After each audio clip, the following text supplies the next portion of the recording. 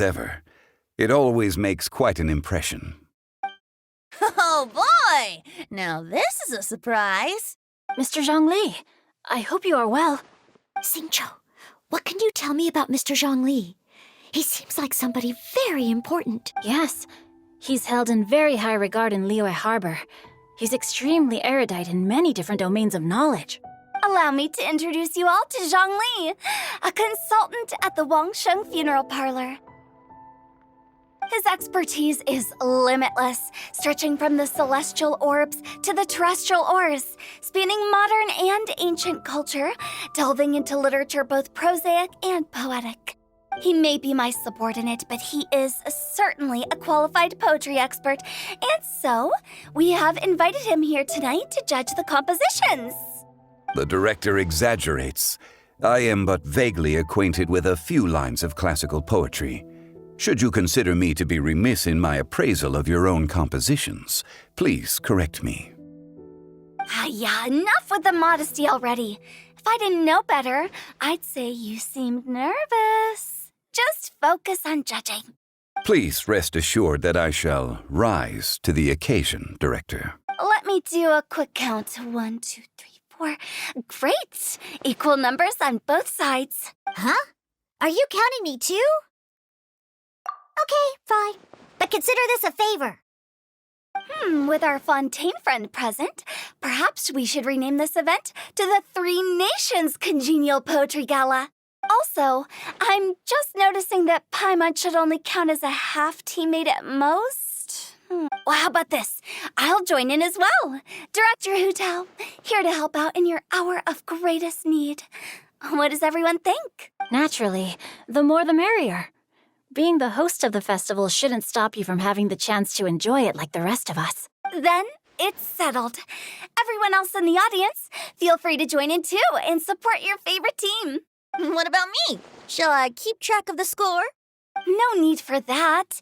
The teams are just a formality. We're all friends here, and this isn't intended to be competitive.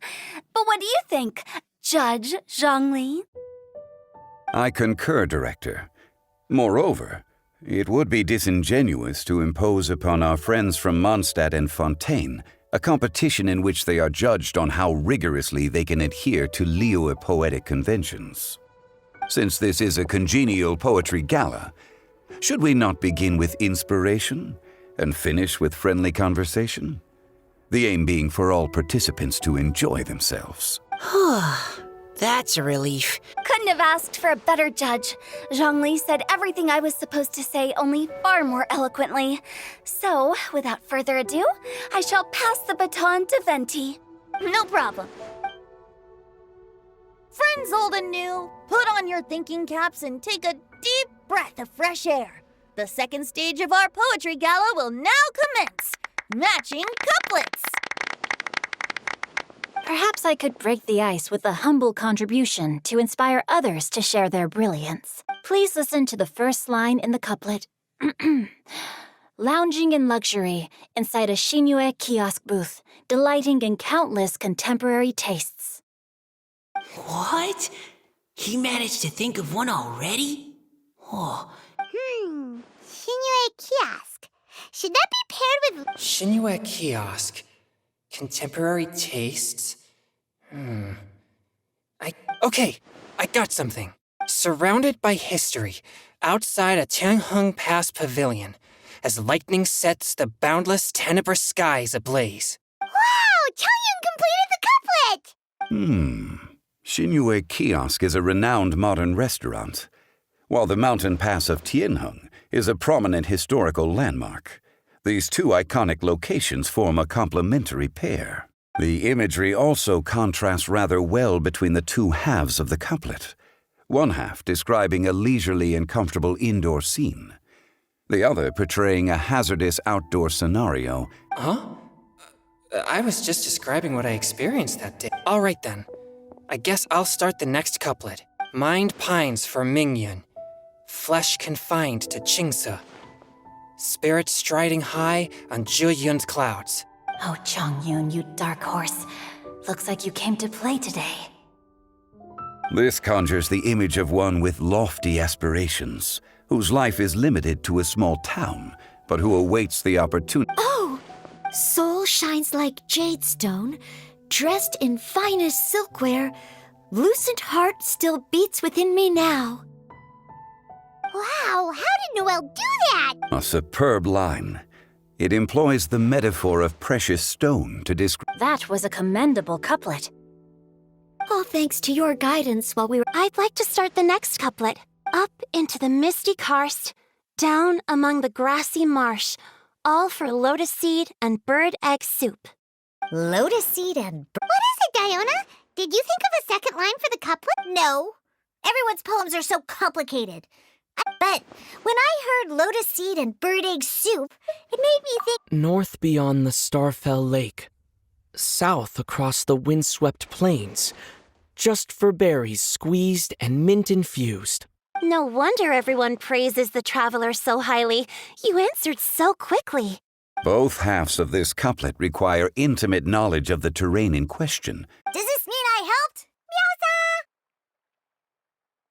Hey now, Zhongli, don't just praise everything you hear. You should question and press them a bit.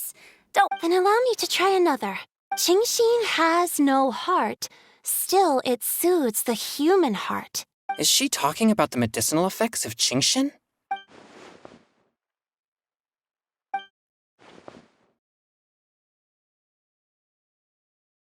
Sweet dream is no dream, yet it nurtures people's dreams. Sweet dream. Since the suitability of the match has been queried, I shall act according to the director's wishes and ask you, what is the link between Sweet Dream and Qingxin? Oh, you mean eating a delicious dessert before bed will make...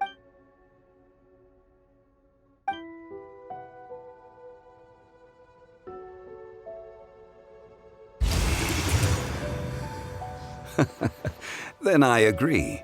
The two halves of the couplet match. Points for me, points for thee. This judge gives out points for free. But if you ask me, everyone's being a little too conventional. Oh? In that case, round moon in the heavens, full moon at night. Celebrate with circle of friends. Oh, square meals in the basement. Big bowls of rice, decorate with cuboids of meat. Huh? Well, We have ourselves a pedant's couplet.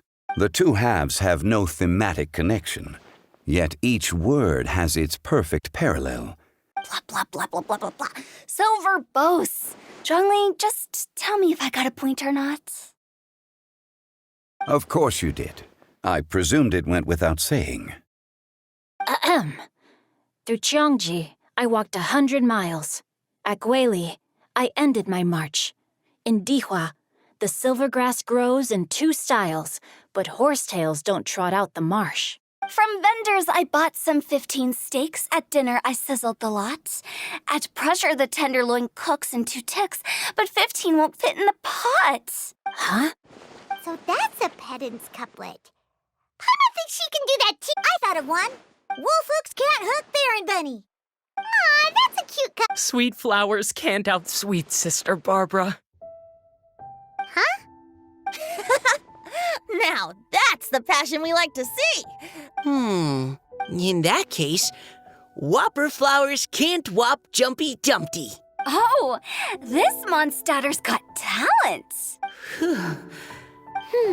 Nestling by a roaring fire, scent of tea wafts from the stove, reading through the heart of clear springs. Wow, Noelle came up with another one. Come on, match the couplet. Paimon, no... do you really think Paimon has what it takes? Fine, Paimon will give it a whirl. Nestling by a roaring fire, scent of tea wafts from the stove. Seething in the pouring rain, sword of pain swipes at my foe, beating up the eye of the storm. What?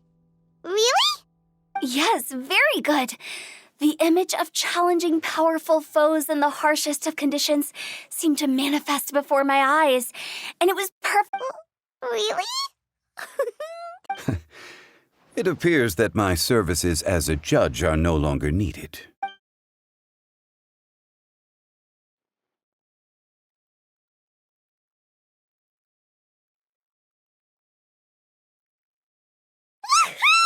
Paimon's so happy! Paimon managed to match a bunch of couplets at the end. You did hear them all, right? I really enjoyed myself too.